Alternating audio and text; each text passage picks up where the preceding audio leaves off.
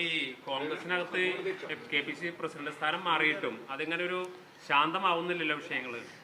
അല്ല, അദ്ദേഹം ഒരു ചാനലിന് 1-2 ചാനലുകൾക്ക് നൽകിയ ഇൻ്റർവ്യൂവിൽ അദ്ദേഹത്തിൻ്റെ ചില പ്രയാസങ്ങൾ പറഞ്ഞു എന്നല്ലാതെ അതിനിപ്പോൾ അത്ര വലിയൊരു പാർട്ടിക്കകത്ത് എന്തെങ്കിലും ഉരുൾപൊട്ടലെന്നോ എന്തെങ്കിലും ഇഷ്യൂസ് ഉണ്ടെന്നൊന്നും അതിന് അർത്ഥമില്ല.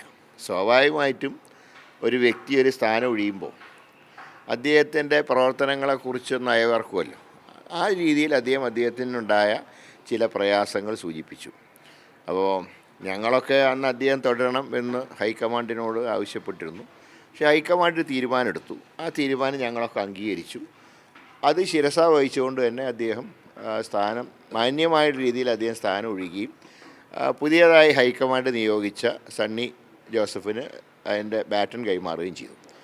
അപ്പോൾ പിന്നെ ഈ പറഞ്ഞതുപോലെ അദ്ദേഹത്തിന് ആഗ്രഹം ഉണ്ടായിരുന്നു, അതായത് ഒരു ഭരണമാറ്റം ഉണ്ടായി ഒരു നല്ലൊരു സന്തോഷം, മനസ്സിന് സന്തോഷത്തോടു കൂടിയിട്ട് പുതിയ ആൾക്ക് ബാറ്റൺ കൈമാറണമെന്ന് ആഗ്രഹിച്ചിരുന്നു. ഏതായാലും അദ്ദേഹം പാർട്ടി പറഞ്ഞ് അദ്ദേഹം അനുസരിച്ചിട്ടുണ്ട്. അദ്ദേഹത്തിൻ്റെ ഇന്നത്തെ സ്റ്റേറ്റ്മെൻറ്റുകൾ ഒരിക്കലും ഒരു അച്ചടക്ക ലംഘനമായിട്ട് കാണാൻ സാധ്യമല്ല. അദ്ദേഹത്തിൻ്റെ കാലത്തെ പ്രവർത്തനങ്ങളെക്കുറിച്ചും അദ്ദേഹത്തിൻ്റെ ആഗ്രഹങ്ങളെക്കുറിച്ചും പറഞ്ഞത് ഒരു തെറ്റായിട്ട് കാണേണ്ട ആവശ്യമില്ല. ഇപ്പം അദ്ദേഹം ആദ്യം വെച്ചൊരു ഫോർമുല, ഞാൻ മാറുകയാണെങ്കിൽ പ്രതിപക്ഷ നേതാവ് മാറണം എന്നൊരു ഫോർമുല വെച്ചു എന്നാണ് പൊതുവെ പറഞ്ഞു കേട്ടിരുന്നത്. അല്ല, ഞാനിപ്പോൾ അതിനെക്കുറിച്ചൊന്നും ഞങ്ങളാരും ഒന്നും പറയുന്നില്ല. കാരണം ഇതെല്ലാം തീരുമാനിക്കേണ്ട ഹൈക്കമാൻഡാണ്. കാര്യങ്ങൾ ഹൈക്കമാൻഡിനോട് പറയും, അത് ഞങ്ങൾ പറഞ്ഞിട്ടുമുണ്ട്. പക്ഷേ അങ്ങ് മറിച്ചൊരു തീരുമാനം ഹൈക്കമാൻഡ് എടുത്തപ്പോൾ ഞങ്ങളൊക്കെ അംഗീകരിച്ചു. അപ്പോൾ തലമുറ മാറ്റം വേണമെന്നാണ് ഹൈക്കമാൻഡ് ആഗ്രഹിച്ചത്. പക്ഷേ തലമുറ മാറ്റം എന്ന് പറയുമ്പോൾ പഴയ തലമുറക്കാരെ പൂർണ്ണമായിട്ട് അവഗണിക്കുക എന്നുള്ളതല്ല അതിൻ്റെ അർത്ഥം. കൂടുതൽ യുവരക്തങ്ങൾ വരിക എന്നുള്ളതാണ്. അപ്പോൾ എല്ലാം കൂടെ ഒറ്റയടിക്ക് മാറ്റാൻ സാധ്യമല്ല. ഒരു ഉദാഹരണം പറഞ്ഞാൽ കഴിഞ്ഞ നിയമസഭാ തെരഞ്ഞെടുപ്പിൽ 51 സീറ്റുകളോളം പുതുമുഖങ്ങൾക്ക് ഇന്ന് നൽകുകയുണ്ടായി. പക്ഷേ അതിൽ ഒരാൾ മാത്രമേ ജയിച്ചുള്ളൂ, ചാലക്കുടി മാത്രം.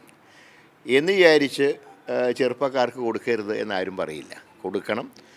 അതുകൊണ്ടാണ് ഞാൻ നേരത്തെ ഒരു നിർദ്ദേശം മുന്നോട്ട് വെച്ചത്. അടുത്ത ജനുവരി ആകുമ്പോഴേക്കും ഘടകകക്ഷികളുമായിട്ടുള്ള ചർച്ച പൂർത്തീകരിച്ച് സ്ഥാനാർത്ഥി നിർണയം നടത്തിയാൽ ഈ പുതിയതായി വരുന്ന സ്ഥാനാർത്ഥികൾക്ക് ജനങ്ങളുമായിട്ട് ഒരു ബന്ധം സ്ഥാപിക്കാൻ കഴിയും. അപ്പോൾ കഴിഞ്ഞ തെരഞ്ഞെടുപ്പിലെ പോരായ്മകൾ പരിഹരിച്ചുകൊണ്ട് അതിന് പരിഹാരം ഉണ്ടാക്കുക എന്നുള്ളതാണ് പാർട്ടി ഏറ്റെടുക്കേണ്ട ഒരു ഏറ്റവും വലിയൊരു വെല്ലുവിളി എന്ന് പറയുന്നത്. ഏതായാലും പുതിയ നേതൃത്വം വന്നു. പുതിയ നേതൃത്വത്തിൻ്റെ ഇപ്പോൾ പുനഃസംഘടനാ ചർച്ചകളൊക്കെ നടക്കുക. പക്ഷേ എല്ലാവരും വിശ്വാസത്തിലെടുത്തുകൊണ്ട് വേണം നടപടികൾ സ്വീകരിക്കാൻ. ഇപ്പോൾ തന്നെ എന്തെങ്കിലും പ്രധാനപ്പെട്ട വാർത്തകൾ വരുന്നുണ്ടെങ്കിൽ അത് ചാനലിലൂടെയോ പത്രങ്ങളിലൂടെയോ ഞങ്ങളെപ്പോലുള്ളവരൊക്കെ അറിയുന്നതിന് പകരം ഞങ്ങളൊക്കെ ആയിട്ട് ആശയവിനിമയം നടത്തിയാൽ തീർച്ചയായിട്ടും ഞങ്ങളൊക്കെ പാർട്ടിക്ക് ഗുണകരമായിട്ടുള്ള കാര്യങ്ങളെ പറയും. അല്ലെങ്കിൽ ഒരിക്കലും പാർട്ടിക്ക് ദോഷമുണ്ടാകുന്ന ഒരു പ്രവൃത്തിയും ഞങ്ങളുടെ ഭാഗത്തുനിന്ന് ഉണ്ടാവില്ല. മാത്രമല്ല, ഒരു ഭരണമാറ്റം ഉണ്ടായി കാണാൻ ജനങ്ങൾ ആഗ്രഹിക്കുകയാണ്. ഭരണവിരുദ്ധ വികാരവും ശക്തമാണ്. പക്ഷേ അത് യൂട്ടിലൈസ് ചെയ്യാൻ കഴിയണമെങ്കിൽ പാർട്ടി ഒരുമിച്ച് നിന്ന് പോരാടണം. ഞാൻ ഒറ്റക്കെട്ടുന്നുള്ള വാക്ക് ഞാൻ പറയുന്നില്ല, അത് ഞാൻ പറഞ്ഞിട്ടുണ്ട്. അതെപ്പോഴും പറഞ്ഞാൽ ആൾക്കാർക്ക് സംശയം തോന്നും എന്നുള്ളതുകൊണ്ട് ഒത്തൊരുമിച്ച് മാനസിക ഐക്യത്തോടെ പ്രവർത്തിച്ചാൽ കേരളത്തിൽ എന്ത് PR വർക്ക് LDF നടത്തിയാലും UDF ജയിച്ചു വരും എന്നുള്ള കാര്യത്തിൽ സംശയമില്ല. ഈ കൊടിക്കുന്നിൽ സുരേഷ് അന്ന് നടത്തിയൊരു സ്റ്റേറ്റ്മെൻറ്റ്, ആൾ എനിക്ക് തോന്നുന്നു 10-30 വർഷമായിട്ട് MP ആണ്, കേന്ദ്രമന്ത്രിയായിരുന്നു, ഇപ്പോൾ വർക്കിംഗ് കമ്മിറ്റിയിൽ ക്ഷണിതാവാണ്, എന്നിട്ടും അങ്ങേർക്ക് എന്ത് കിട്ടിയില്ല എന്നാണ് പറഞ്ഞത്. അല്ല, അത് സുരേഷിന് കിട്ടാത്തതിനെ കുറിച്ചല്ല പറഞ്ഞത്. അദ്ദേഹം പറഞ്ഞ പാർശ്വവൽക്കരിക്കപ്പെട്ട വിഭാഗത്തിന് പ്രാധാന്യം കിട്ടണമെന്നാണ്. അതിപ്പോൾ ഭാവിയിൽ ഇപ്പോൾ ഒന്നും അവസാനിക്കുന്നില്ലല്ലോ. ഒരു സ്ഥാനവും ആർക്കും നിഷേധിക്കപ്പെട്ടിട്ടില്ലല്ലോ. അപ്പോൾ ഇപ്പോൾ ഒരു ടീമിനെ വെച്ചു, ആ ടീമിനെ വെച്ച് മുന്നോട്ട് പോവുക. എന്തായാലും അസംബ്ലി ഇലക്ഷൻ കഴിയുമ്പോൾ ഒരു ചേഞ്ച് ഉണ്ടാവുമല്ലോ. അങ്ങനെ വരുമ്പോൾ തീർച്ചയായിട്ടും ഈ പറഞ്ഞതുപോലെ പാർശ്വവൽക്കരിക്കപ്പെട്ട വിഭാഗത്തിന് പ്രാധാന്യം തീർച്ചയായിട്ടും പാർട്ടി നൽകും, സംശയമൊന്നുമില്ല. ആരാ? അല്ല, അതിപ്പോൾ ആരാവുന്നുള്ള കാര്യം നാട്ടുകാർക്കൊക്കെ അറിയാം. ഞാൻ എൻ്റെ വായ കൊണ്ട് അത് കൽപ്പിക്കേണ്ട ആവശ്യമില്ല. സുധാകരൻ ചുമതല ഏൽക്കുമ്പോൾ സെമി കേഡർ സംവിധാനം പോലുള്ള ചില പരിഷ്കാരങ്ങൾ സംഘടനയിൽ കൊണ്ടുവരുമെന്ന് പറഞ്ഞിരുന്നു. അതൊക്കെ ഏതെങ്കിലും തരത്തിൽ അതിനോടൊക്കെ നീതി പുലർത്താൻ അദ്ദേഹത്തിനായിട്ടുണ്ടോ? അല്ല, അദ്ദേഹം കുറേ കാര്യങ്ങളൊക്കെ ശ്രമിച്ചിട്ടുണ്ട്. പക്ഷെ ഒരു കാര്യമുണ്ട്, പാർട്ടിയിൽ ഗ്രൂപ്പിസം ഇല്ലാതാക്കിയത് അദ്ദേഹം.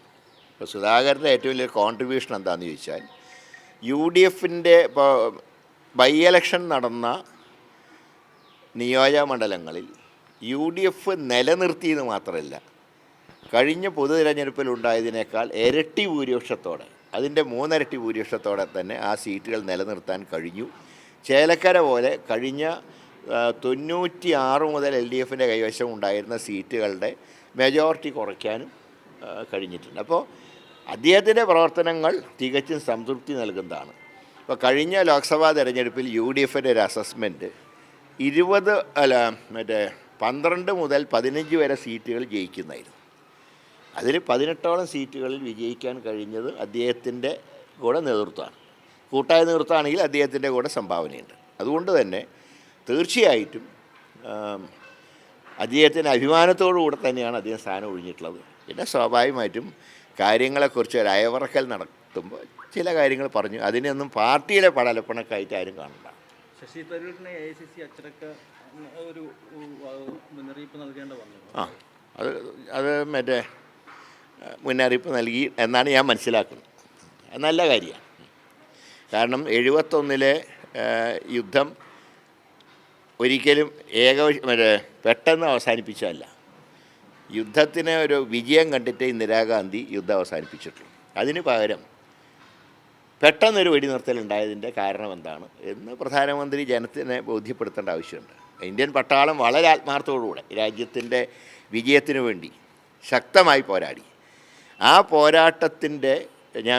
പോരാട്ടത്തിൽ ഒരുപാട് വിജയങ്ങൾ ഉണ്ടാക്കാൻ അവർക്ക് കഴിഞ്ഞെങ്കിലും പാകിസ്ഥാൻ്റെ മർമ്മത്തടിക്കാൻ കിട്ടിയ ഒരു സന്ദർഭം വിനിയോഗിച്ചില്ല എന്നുള്ളൊരു ധാരണ ഇന്ത്യയിലുണ്ട്.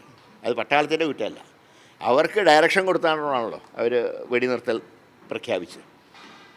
അപ്പോൾ അതായത് പൂർണ്ണമായിട്ട് തീവ്രവാദികളുടെ ഒരു തുടച്ചു നീക്കണമെങ്കിൽ പാകിസ്ഥാൻ ഇനി കുറേ കാലത്തേക്ക് തല പൊങ്ങാത്ത രീതിയിൽ ഒരടി കൊടുക്കാൻ കിട്ടിയൊരു സന്ദർഭമാണ്.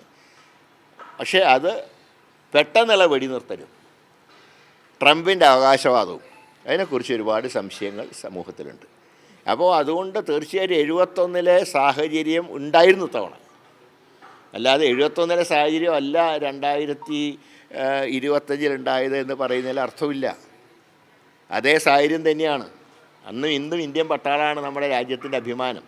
പാകിസ്ഥാൻ പോലത്തെ രാജ്യങ്ങളിൽ പട്ടാളം ഭരണം പിടിക്കുമ്പോൾ നമ്മുടെ പട്ടാളം ജനാധിപത്യം നിലനിർത്താനും ഇന്ത്യക്കാരുടെ സുരക്ഷിതത്വത്തിനും വേണ്ടി പോരാടുകയാണ്. അപ്പോൾ അതിൽ നമുക്കൊക്കെ അഭിമാനമുണ്ട്. അത് ഇന്ത്യൻ പട്ടാളം നമുക്ക് അന്നും ഇന്നും അഭിമാനമാണ്.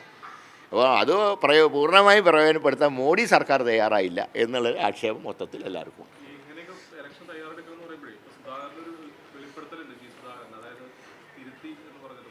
അല്ല, അത് അദ്ദേഹം പറഞ്ഞത് 100% സത്യമാണ്.